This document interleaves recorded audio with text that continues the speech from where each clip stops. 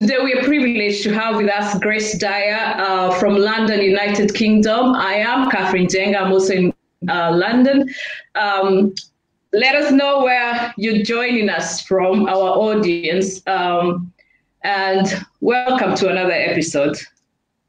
So, Grace, welcome. Welcome to African Women Empowerment Network. Thank you. We are so privileged to have you. Thank you for joining us.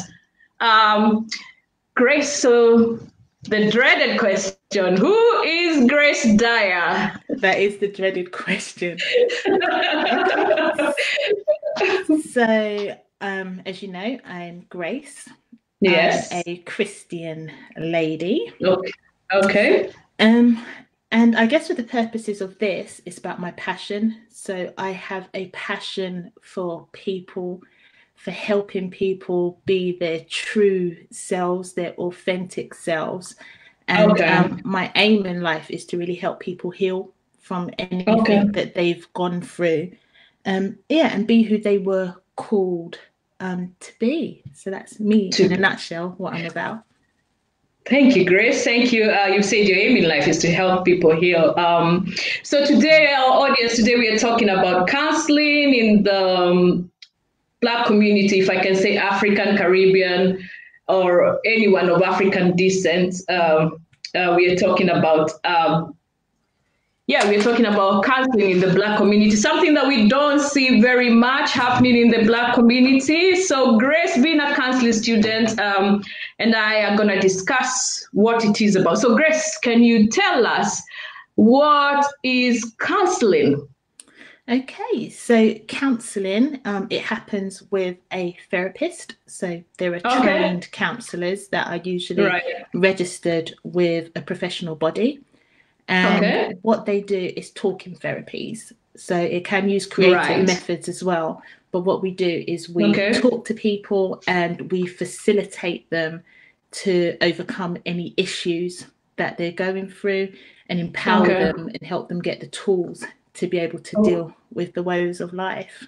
All right. So what you're saying is counselors help people in their ways of life, the feelings they have, the experiences they've gone through. I say in the past, present. Is that what you're telling us? Yeah, it's exactly that. And often what we find is that issues that occur in adult life have their roots in the past, often in childhood. And often how you deal with issues in childhood, it works then, but when you become an adult, it becomes maladaptive and doesn't work so much. So it helps people identify the roots of their problems. Oh, wow, Grace, you're already bringing those people. So would you tell our audience, thank you. We have already people have been watching us. We have Melanie, we have Lucy, Natasha. Thank you for joining us. Let us know where you're joining us from. We're so privileged to have, I must mention, I have, my woman of God, Lucy Natasha, is watching. Thank you for joining us. So anyway, why would you say people seek counseling support? Okay, so that's such a broad question. So people seek counseling for a wide range of things. It could be for depression, it could be for anxiety, they could be having identity issues. And they could have anger management problems, eating disorders. And there's also a misinterpretation that you can also only go to counseling when you've got a negative issue. It could be that you've got a good life decision to make and you just want to talk it through with somebody. So what I'm hearing you say is people seek counseling for issues like anger, depression, anxiety, but it doesn't always have to be that you're seeking counseling for negative, or we can call them issues that you're struggling with. You could go also for positive support, isn't it? Yeah, definitely. So I'll say experiencing difficulty in their lives. Some people, and sometimes people are isolated. I know you can have friends, or you can be in a group of friends or family, but you still feel isolated. You know, there's some things you don't feel you've experienced that you can discuss with them, isn't it? Definitely. So the counselling relationship, we call it the therapeutic relationship. It's a really unique one because it's your one opportunity that you really get where the conversation is solely about you and no one else. But then we mustn't get it mixed up. It's not a friendship. Right. So whilst there are people that are isolated and they need someone to talk to, counsellors are good for that, to work you through that. But it mustn't get misused as a friendship. So so what you're telling me is if I need counseling, even though I come to you, Grace, as a counselor, we will build a counseling relationship, but it's not the same as having a friendship. Yeah. So it is a different, there's professional boundaries as well, isn't it? Definitely. So yes. Okay. So, right. My next question was, okay, great. You say we need counseling in the African community, Black community, Caribbean, African Americans. Do you have any stats for us that actually people of African origin need counseling? Yeah, this is where I'm going to be turning my head slightly and looking at my papers because I don't remember all the stats in my head. Yes. But what we do know is that in the UK, 40% of our young people are from Black and ethnic minority groups. Okay. And of that 40%, 1/3 of them have a diagnosed mental health disorder. So what we do know is that it's probably a much larger percentage because those are just the diagnosed, not the undiagnosed. Yeah. There's also an adult psychiatric morbidity survey, and they found that Black males are much more likely than their white counterparts to have an experience of a psychiatric disorder. Okay. So already what we're seeing is that if you're Black, the likelihood of you having a mental health disorder is significantly higher than if you're white. So if we look at Black Caribbeans, they're 7 times more likely than the white population to have a risk of psychosis. Oh. So that's a real big one. And then when we look at detention rates, Black people are 4 times higher to be in a detention centre for a psychiatric disorder. So that's what we've got in the UK. That's the UK, yes. But then when you look at US statistics, there's the Office of Minority Health. And what they've shown is that Black people are more likely to report feeling sadness, hopelessness, and worthless compared to white people. And I think that's really significant because of the worthlessness. And when you look at the reasons why people go to counselling, often that is a big one. Okay. And Black teenagers are more likely to attempt suicide than white teenagers. So Black teenagers, there's 8.3% of them that attempt suicide compared to 6.2% of white teenagers.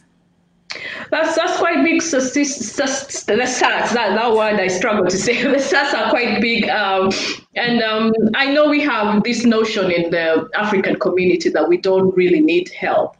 But like you said, you've given us stats. These are things that are happening. So we cannot just ignore and continue letting our people, our communities struggle as and we know there's help out there. And those the stats that you've given us are from the Western world.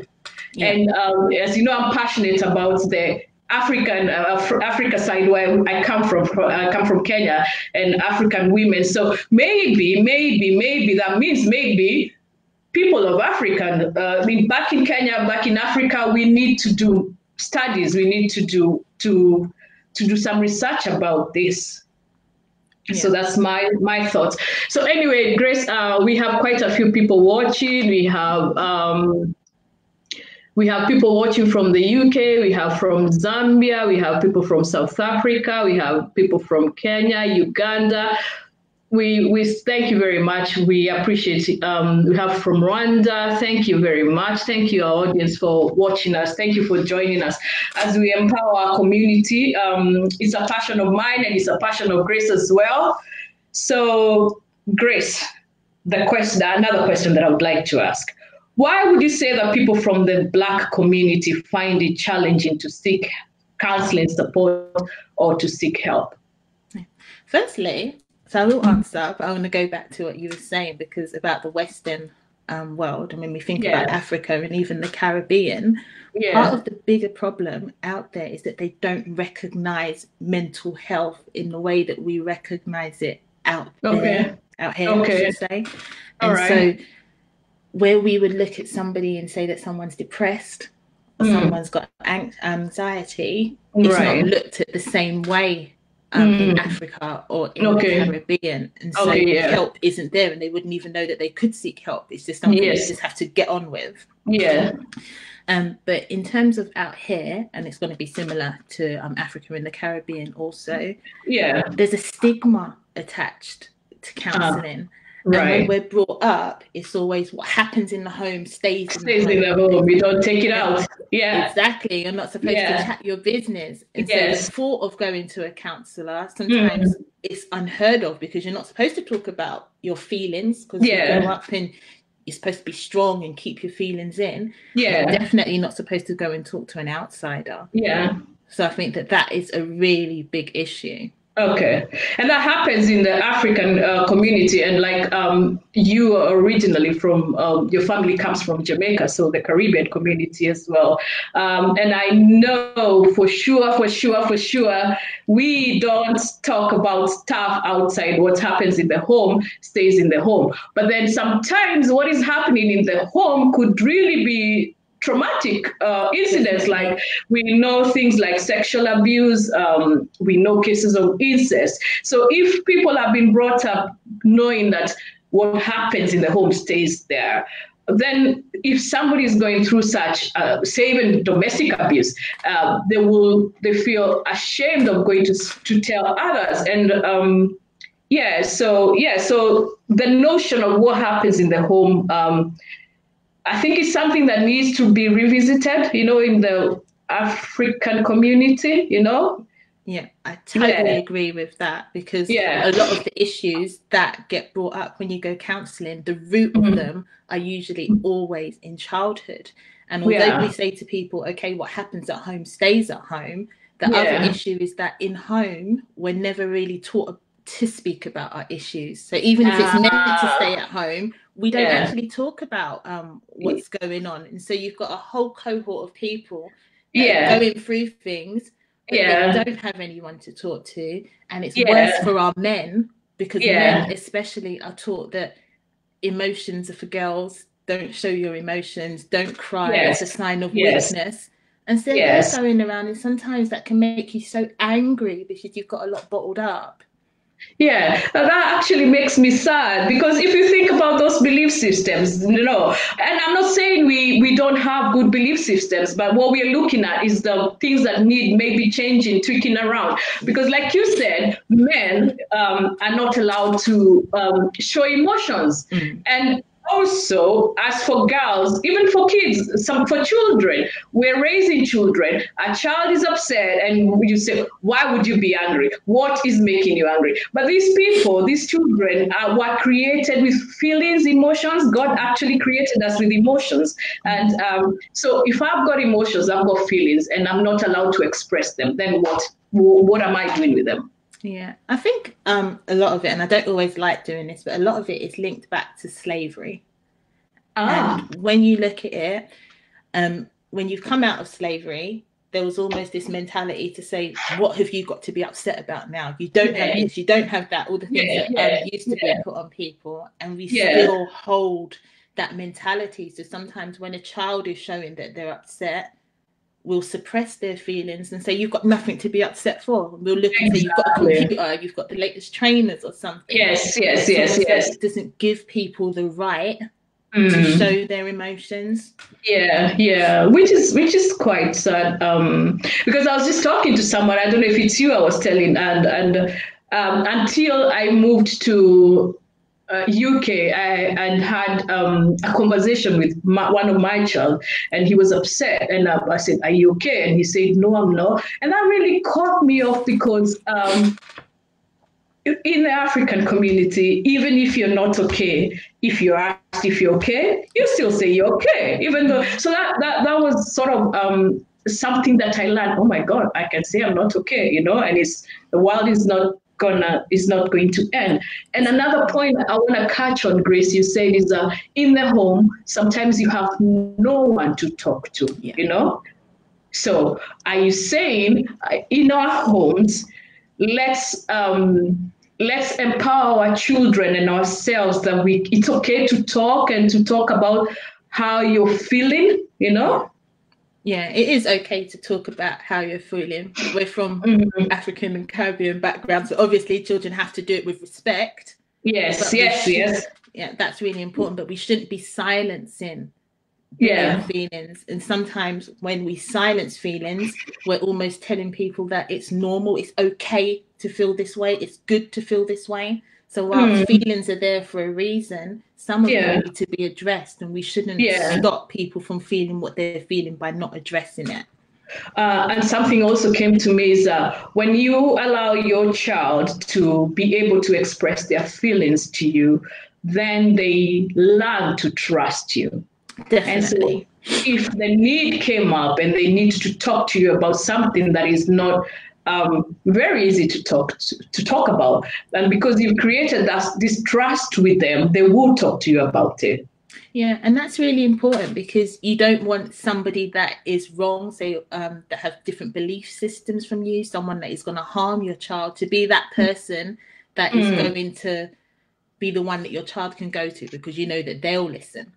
So you need to make sure that trust starts in the house, and you can have those conversations in the house, so that your child doesn't find somewhere else to go and have those conversations, because that can open up a whole nother can of worms. That is very true, actually. Grace, you're bringing very good insights, because I keep bringing examples, because I am a parent. When I had to talk the B's and the B's with my children, I had to. You have to, because otherwise you leave the world to go and tell them what they believe, and you as a household, you have for example, if you're a Christian home, you have your beliefs, you have principles that you live by. So if you don't talk to your children about these things, then the world teaches them. Exactly. Yeah. When you look at the schools, they have their own curriculum that they need to teach now, and you want your child to form the basis of their beliefs on what we believe and what we believe to be right. You don't want them to go to school and then learn it there. So we need to be the foundation for our children. Right. Thank you very much, Grace. What about things like historical challenges? Do you think these have an impact on why Black people find it difficult, especially here in UK? I know one of the things is cultural differences. Yeah, so definitely. So there was a study that was conducted not too long ago, and it was asking Black people who is a counsellor. So what do you see a counsellor to be? Yeah. And the vast majority of people said old white men. Oh. So historically, when you look at the background that we have, especially certain generations, that's going to stop them. If they believe that counsellors are mainly old white men, it's going to count so many people out from going to an actual counsellor, because they're going to think, 1 minute, they're not going to be able to relate to me. I'm not going to be able to relate to them. I'm not going to feel comfortable talking about certain things. They're not going to understand my culture. So that puts so many barriers up, especially for the older generation, but also even the younger generation. So where we know that our youngsters in school, they're not performing as well as they could have, and we've been looking at different relationships with teachers and how they relate. If they then think, 1 minute, I need help, and they go to a counsellor, thinking of going to a counsellor, and they think, 1 minute, this is going to be an old Black man, a white man, they've already got issues with that. Okay. Wow. So what you're saying is, because I also believe cultural differences, I know can have an issue. I have a counselor, and sometimes the things I say to her is are shocking to her, you know. And but what I find is that because she hasn't experienced my culture. So what you're saying is we need diversity in counseling, especially out here in United Kingdom. We need more people of African origin, African Caribbean, and to train as counselors, so we can also empower our community. And if I think about in Kenya, where I come from, we need more people to train as counselors, so that, because I think, like you said, when you're building a counseling relationship with someone, you have to find a counselor who you fit with. You know, you have you could build a good relationship. So we need different. We need diverse. We need a diverse number. Yeah. So that's what you're saying. Yeah. Even when you look at like the course that I'm on, there's only 2 of us that are Black on the course. All right.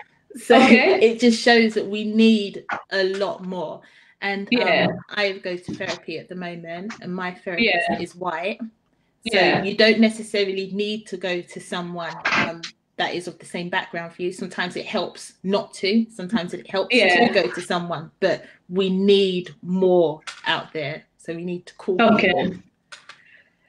Wow, thank you, Grace. I was gonna ask you, so how can we remove this stigma from counseling? How do we make it not be such a bad thing, the shame? And thank you everyone who's watching. We have quite a few people. I see Joseph Shafiq, I see Gianna, I see Johanna Joseph. Thank you all for watching. We appreciate your support. Marina. So Grace, as we continue, how do we take this stigma? How do we remove this stigma from counseling? So first of all, we need to try and normalize it. Yeah. I think it might be a conversation that I was having with you when we was setting this up, when you were saying that if we go to the doctors to take care of our physical health, we go to hairdressers to take care of our hair, why will we not invest in our minds and our mental health? So and our emotional health as well. Exactly. So it is about normalizing taking care of emotional and mental health. It's about us encouraging people to talk and letting them know that actually it is okay to talk. It's for people that are in counselling that to actually say, I go to a counsellor. Normalize it. It's about changing our language. So there's a thing where people are scared to go counselling because they're known as crazy. It's changing our language. So if someone is in counselling, or if someone's going through something, we don't tell them that that's mad or that's crazy. So we change the way we Sorry, I'm just grabbing my it. And I know, like, sorry to interrupt, in the African community, when somebody has mental health issues, sometimes people look at it like it's they've even though say like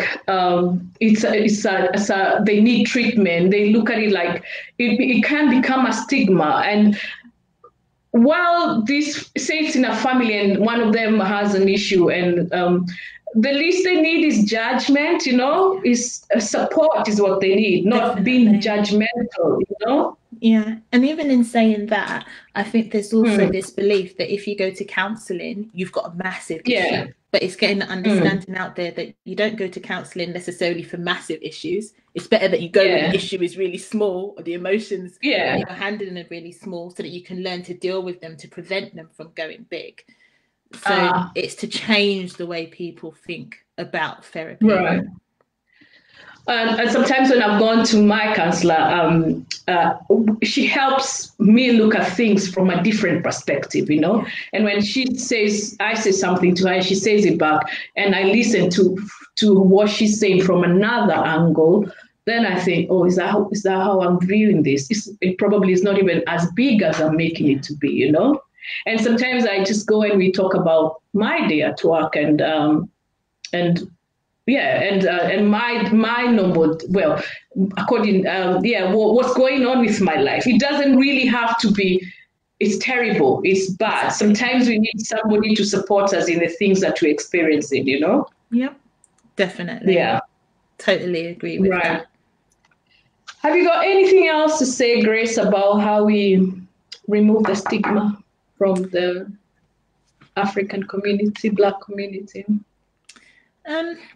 I think the more Black people that actually get into the profession, I think that will help to remove the stigma as well. I think that counselling can be seen as something that's fashionable at the moment, especially in America. It can be something that is seen as just for rich people to go and talk out their issues.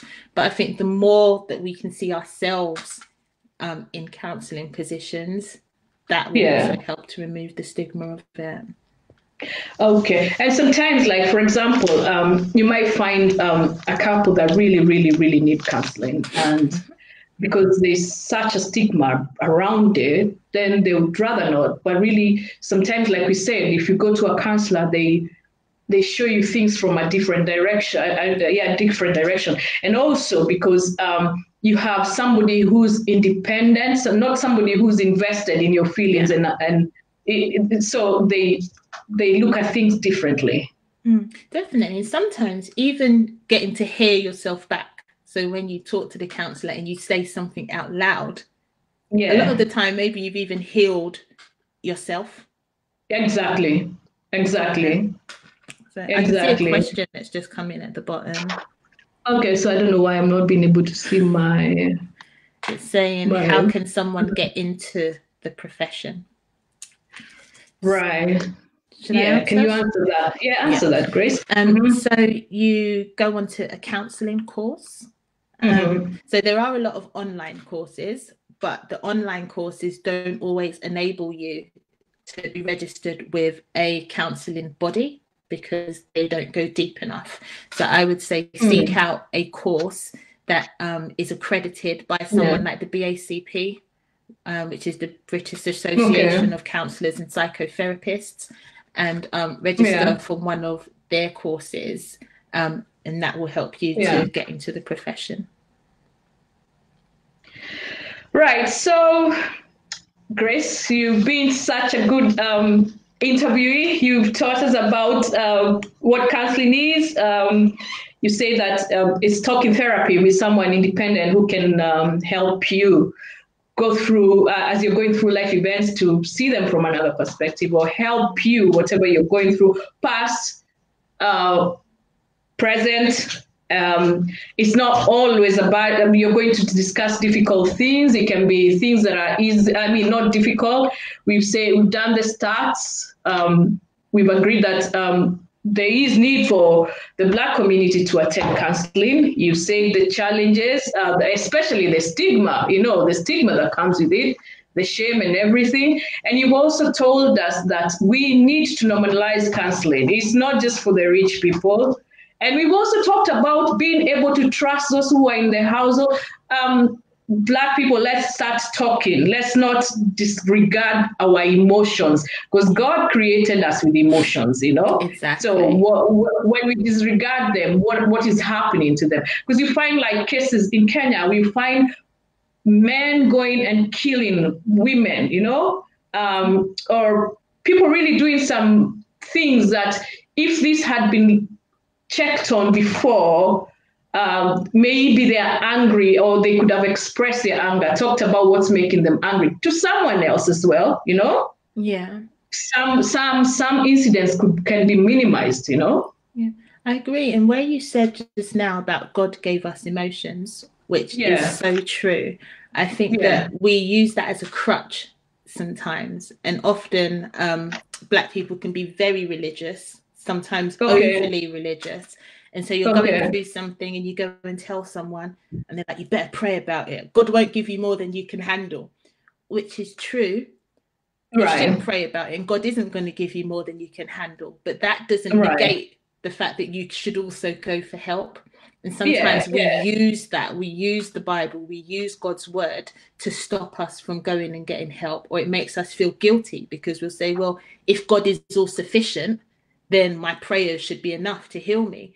And yes, your prayers are enough, but we have to use wisdom. And sometimes we need to seek help. And even in the Bible, that's what you see in the Old Testament. Judges were set up. Yeah. There were systems there for people to get help. So we need to look at this as a biblical principle as well. When things couldn't be decided and people in an uproar, God set out judges for them. So we need to look at that. That's true. Oh, we've come to the end of our show. Grace, you've been really, really, really, really insightful. We appreciate our audience. And before we go, we just want to say thank you to Grace for coming and empowering us and giving us information about counseling and awareness. We also just want to say that here at African Women Network Empowerment Network, we are thinking of we're not negating that the world right now is going through a hard time. And we are praying for you. We are praying for the doctors, the nurses, and the key workers, and everybody who still has to work, especially back in Kenya. Some people can't afford to stay indoors. They still have to go out in their hustle. We're praying for everyone. And please, please, please, please stay at home if you don't need to go anywhere. Wash your hands, sanitize, keep safe, do all we've been asked to do. And if you need counseling after everything has settled, because some people need bereavement counseling, if maybe they've lost loved ones, just remember there's no shame in your pain. Go out and seek help. It is very important to go out and seek help. Thank you, everyone, once again. Join us again for another episode of African Women Empowerment Network, where we believe that if we empower a woman, we empower a generation, we empower a woman, we empower a nation. Thank you very much. And thank you, Grace. Thank you. Thank you.